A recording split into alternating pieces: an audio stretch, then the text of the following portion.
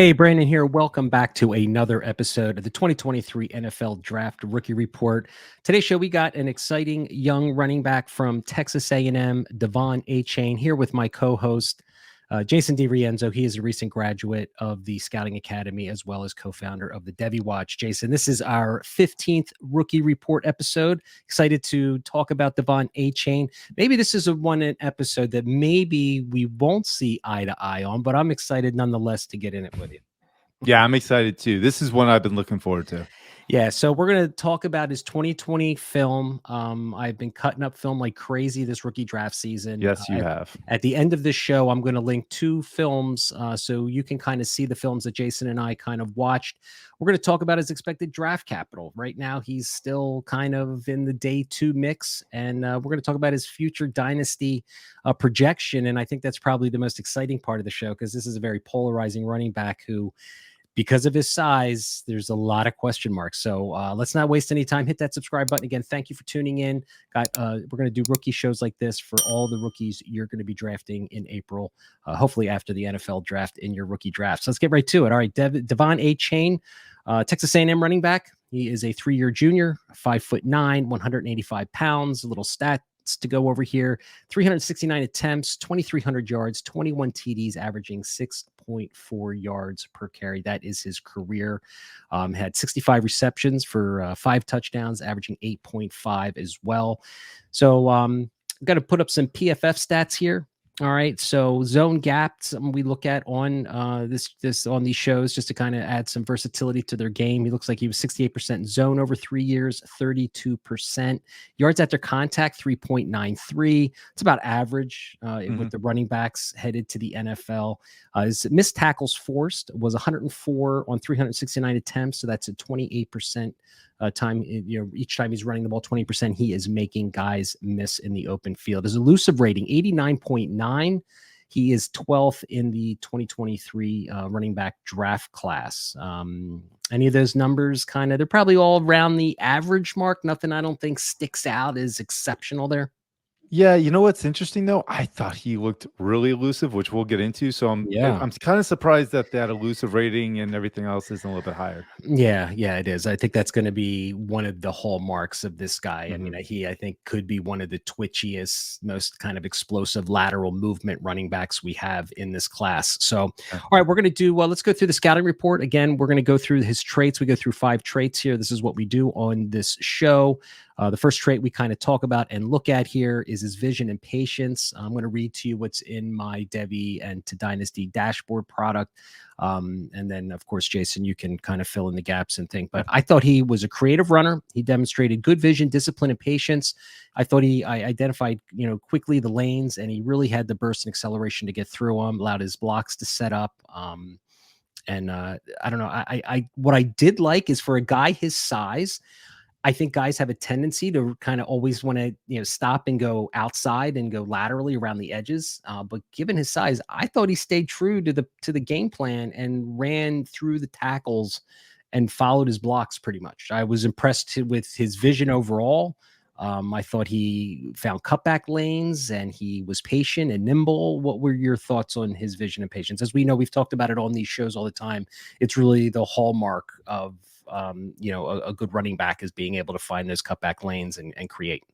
Yeah, I thought his vision and patience was very good. I came away deeply impressed with just how he navigated through the trenches, getting into the second level, followed his blockers, didn't need to follow his blockers at times, just kind of had quick footwork and beautiful lateral agility, just very fluid movement. Yep. And didn't lose speed when he would laterally cut. He kept that speed and momentum going and actually hit another gear once he got into the open field because he has that elite speed, which we'll get into. But yeah, I came away really impressed with how he just kind of saw the line of scrimmage and took what he can get. Yeah, it's his next trait here that we look at is his footwork and lateral ability, and you kind of just led us right into that trait. I thought he was really good. I mean, I thought he was flexible. I liked the way he could stop and start, quick feet, elusive in space. I like you said, he could redirect and reaccelerate, without really losing a lot of momentum. Just he glided sometimes in what I saw. Just He could, he manipulated defenders. That's kind of something you got to look like when you look for running backs, right? Is he kind Yeah. of 2 steps ahead of that defender, kind of taking, a better angle than maybe what that defender would think? But I thought overall, I mean, I think he's got some of the best feet in the class as far as the running back class for me. I agree. I think the only other one that I would compare him to is Deuce Vaughn. I think Achane just has that natural ability to just fluidly cut and evade. A lot of times I just stopped the film and went slow motion with it just to see what he was doing because he was so quick. I couldn't even see how he was really navigating and seeing the open lanes. So it's really impressive the way he's able to just fluidly just move, between defenders and breaking to the perimeter. Wow, slow motion. You're getting fancy on us. Oh, you got to do that with running backs. I want to see what he Yeah. sees. Yeah, and I'll tell you, scouting running backs, if you're out there watching YouTube videos, you got to use your space bar, people. Just use Oh, your space bar. It's a it's your huge best friend. tool. Yeah, it is your best friend. You can stop and see what they see and then continue moving on. So always a tip I like to kind of put out here. So his acceleration and long speed, this is going to be his calling card, right? Most people Mhm. think he's going to go to the combine. He's going to kill it. He's going to probably run maybe in the 4.3s, maybe in the 4.2s. I mean, this kid was a track star in high school, but I mean, you just look at the long speed. He's got, again, probably the best long speed of all the running backs in the class as well. Oh, for sure. He's got elite long speed. And honestly, that's not even what I'm mostly impressed with. I just love everything about his athleticism and instant burst. The elite speed just adds to, it's icing on the cake. Yeah, so the real question with this guy, right, is and listen, I'm guilty too because I've always been a size running back guy, and Mhm. typically guys under 205, 200 pounds, most people discount because their hit rate really is not great for our fantasy rosters, and that's Yeah. just what reality is. The question with A Chain is he going to be able to maybe be a unicorn that we haven't seen? And we're going to get to comps here in a minute, but let's talk about his strength and contact balance. I mean, for his size, I thought it was good. I think he showed a lot of toughness when he was getting tackled. I think he was driving for extra yards. I've seen guys who go down a lot quicker than Devon Achane. Oh yeah, I mean for his size, I love the strength that he possessed. He showed good functional strength for what he was trying to do. Kept his feet moving. Did not allow himself to go down on first contact if he had something to do with it. And he even got lower. He gets himself skinny. There's a lot to like here, but the functional strength at the next level is going to be a problem. And real quick, Yeah. Brandon, I went and I looked at the fantasy points and PPR for the top 50 running backs. I think only James Cook was the only one under 200 pounds. So that is the concern in fantasy. Yeah, and it is. And that's really kind of what we're going to be talking about, right? I Yeah. think he's got the whole package. He just doesn't have that size. Although when we do our comps, we might come across a guy or two that, Yeah. like I said, he could be a unicorn. But He's listen, going to have to be, I think. yeah, But yeah. exactly. But he's got to be on the right offense too. And we'll talk about Right. that. But the Yeah. last trait we like to talk about is his pass catching, right? I mean, the guy can catch the ball. I think that's going to be a feather in his cap going to the NFL. And I think even a bigger feather that I want to talk about is his special teams ability. And I don't think we can Hmm. discount what I think teams are going to like about him. They're going to take a shot with this guy. And we're going to talk about his draft capital here shortly. But I think they're going to say, okay, yes, he's undersized, but he's an explosive athlete. He can return kicks, return punts. He could be that kind of weapon that if he finds himself in a great offense, they might find a way to utilize him. We know he's not going to be a guy that's going to be running 10, 12 times, in the middle of the field and Right. in the tackles. So I think overall, I mean, that's his scouting report. I think overall there's a lot to like with him. The big question is just really going to be, is he going to have the size to hold up, like you said, the functional strength in the NFL, because you're playing with the best athletes in the Right. world. And that's really going to be the question. His size concerns are going to, why people are going to be like, not interested. I don't care what he looks like on film. I'm out, and I can respect that. I can respect that too. But I you know, think in this case, it could be a mistake. Ooh, Yeah. okay. I like it. I like it. All right. So let's discuss his draft capital and his projected dynasty. So right now I'm looking at mock.draftdatabase.com. That's a tongue twister for me, guys. Always has been, always probably will. But I mean, he's still getting round 2, 3, buzz right now. He's still in the top 4, just looking today. Here we are in middle of January talking about Achane. He might fall a little bit, but I'm not so sure there's so much other better elite backs in this class where he's going to fall too much out of day 2. What are your thoughts on that? Yeah, I completely agree. I think in this case, he's going to be a role player and he better be a good pass catcher for his size because that's how he's going to get you fantasy points. And I think he can definitely do that. But when I look at some of these other running backs, some of these guys could really just get stuck on the depth chart and end up not even getting to see playing time, where at least I know Achane is probably going to have a role. And honestly, at the times that I looked and I was watching some of this film, he is a willing pass blocker at the same Yes. time.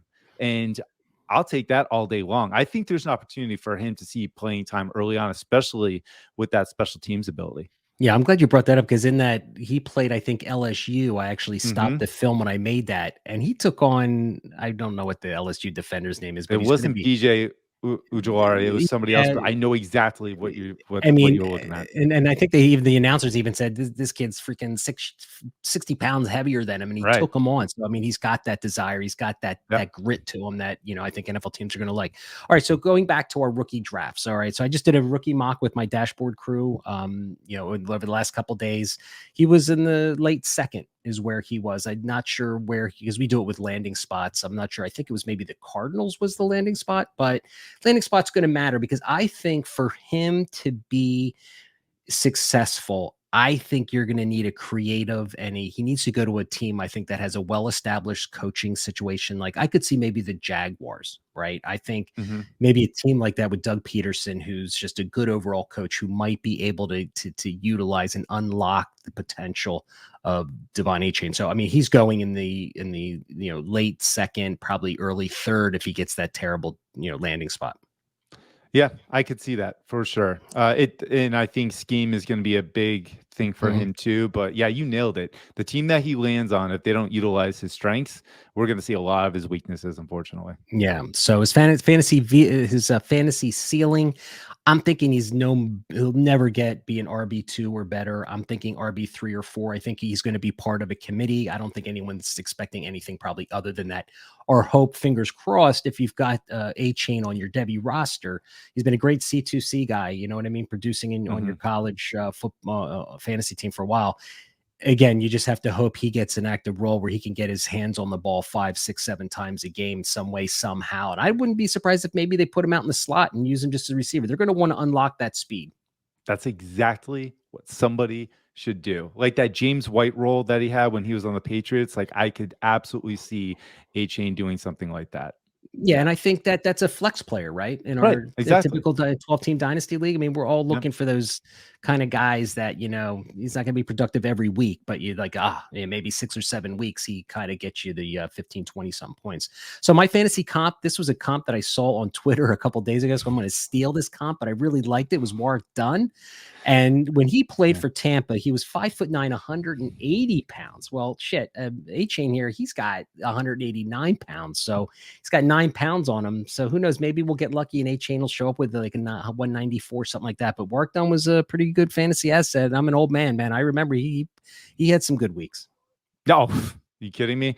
I mean, I grew up watching the Buccaneers. It was Mike Allstott, Warwick Dunn, Thunder and Oh, yeah, Lightning. that's right. Give A Chain some thunder, and he could definitely be the Lightning. That's And right. I think that's what we're looking at here. And that's where I have Darren Sproles as my ceiling type of player comp for him. I think that would be a great role. I don't think he's your every down guy, but Yeah. man, with his explosiveness and pass catching ability and everything he delivers, I mean, a team's got to be smart and utilize all his strengths. I would hope so, and I Yeah. think that, it's gonna be really interesting because landing spots matter, right? And when Yeah. if we find that all these other Sean Tucker guys and Kendre Millers and, Banacondas, all these other guys maybe land on teams that don't have great spots or find themselves like on Pittsburgh or somewhere where they're behind a starter that's already entrenched and maybe disappoint getting draft capital, HA might find himself getting drafted, in the top 5 or 6 in the rookie running backs this spring.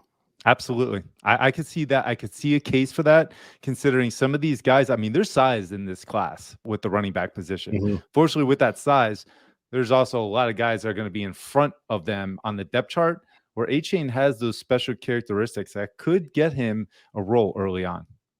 Well, it's going to be fun as we approach the draft, everyone. So, again, that is the Mhm. show. Thanks for watching. Hopefully, it gives you a good overview. And again, I'm going to post 2 films here right now. So, for you to watch, and I've actually got 3 or 4 on my YouTube channel. So, make sure you hit that subscribe button. Thank you guys for watching. And we're going to be doing a Kayshawn Booty next. So, hit that subscribe button again. Thanks for watching.